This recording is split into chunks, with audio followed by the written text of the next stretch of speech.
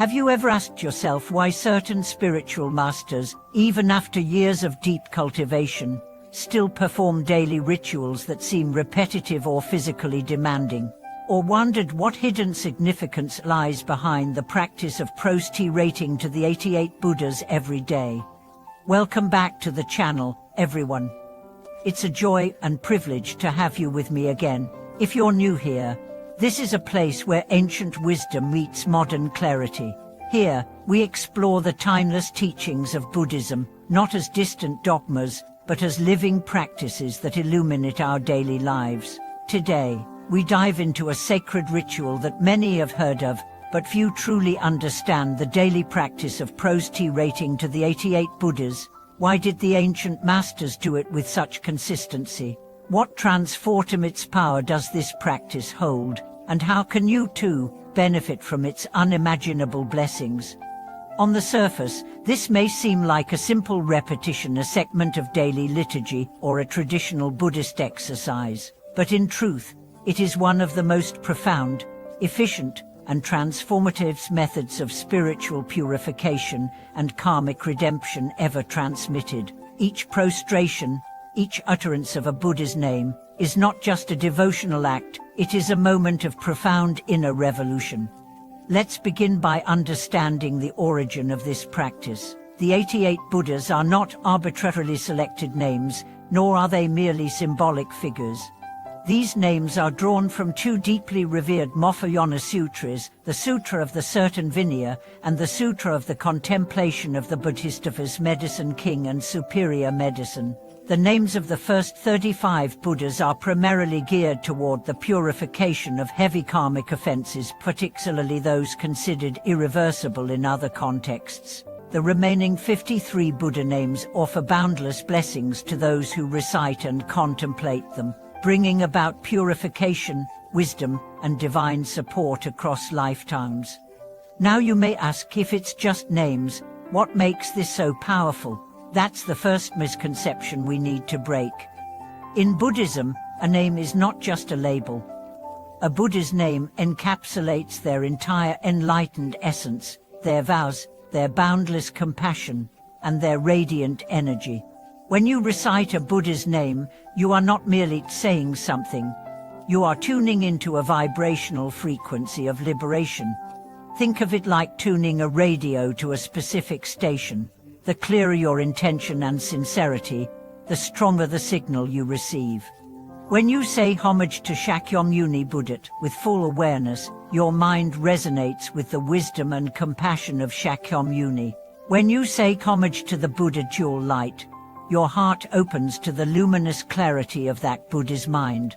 One by one, as you move through the 88 names, you're not just chanting, you're reprogramming your karmic patterns, dissolving ignorance, and watering the seeds of awakening buried deep within your consciousness. Let me share a real-life story. There was once a young monk who, before ordaining, had made many mistakes. He carried deep guilt for having harmed others emotionally and physically. Though he had turned his life around and entered the monastery, he couldn't shake the shame he felt. His teacher told him, "You must begin with prostration every day, without fail. Bow to the 88 Buddhas and confess sincerely." He did as instructed. At first, he cried through every bow, but after weeks turned to months, something shifted. His tears dried. A peace began to rise from within. Years later, he became one of the most serene and compassionate monks in his lineage. When asked what changed him, he replied simply, "I bowed to truth until it lived in me." What happened to him wasn't magic. It was a process of spiritual alchemy. The body bowed, the voice called out, and the mind aligned with the path of purification. Together, these three aspects, body, speech, and mind, created a powerful vehicle for transformation. One of the most extraordinary benefits of prostrating to the 88 Buddhas is the purification of what are known as the 5 heinous crimes.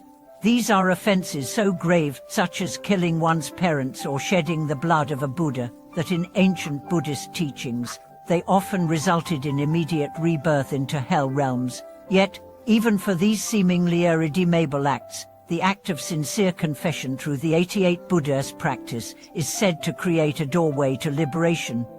This is because repentance in Buddhism is not about punishment, but about realignment. When you realize your mistake, when you see it clearly and deeply feel its weight, not with self-hatred, but with wisdom and humility, you are no longer the same person who committed the act. True repentance transforms the karmic trajectory. And what better vehicle for that than the sacred names of those who have overcome every kind of delusion and darkness? Perhaps you're thinking, but I haven't committed terrible sins. Do I still need this practice?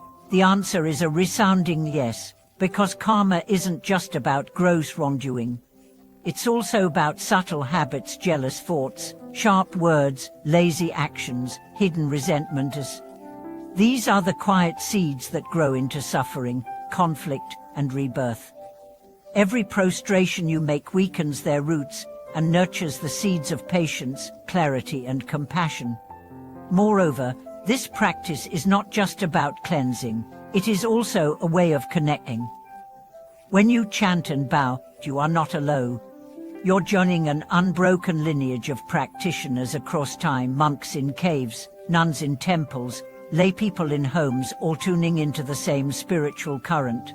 You're standing in the same stream of grace that has carried millions to higher states of being. There's a subtle but powerful transformation that begins to happen to those who practice this regularly. Their facial expressions soften, their speech becomes gentle, their presence becomes healing. Why? Because they are gradually shedding the armor of ego and letting the light of the Buddhas shine through. Prostration is humility in action. It is saying, I am willing to let go of my arrogance, my assumptions, my selfishness, and bow before the truth. And it doesn't take a temple or a special cushion to begin. You can start right where you are. In your bedroom, your office, your garden. What matters is sincerity. Even if your knees ache, even if your mind wanders, keep going. Bow with your whole heart. Speak the names with reverence. Let your tears fall if they must. This is your path home. The 88 Buddhist practice is a spiritual technology given to us by generations of awakened beings who knew that human life is short and suffering is relentless. They didn't offer this out of superstition. They offered it because it works. And so I invite you, take up this practice, not as a burden, but as a gift. Let it be your daily purification, your healing balm, your compass. Let it soften your heart, steady your mind, and purify your past. You don't need to be perfect. You only need to be willing. Thank you for watching this video. If you've practiced prostrating to the 88 Buddhas or are inspired to begin, please share your journey in the comments. Your story may be the spark that lights someone else's path. If this message resonated with you, be sure to like, subscribe, and share with others who seek healing and light. May all beings be free. May you be well, peaceful, and whole.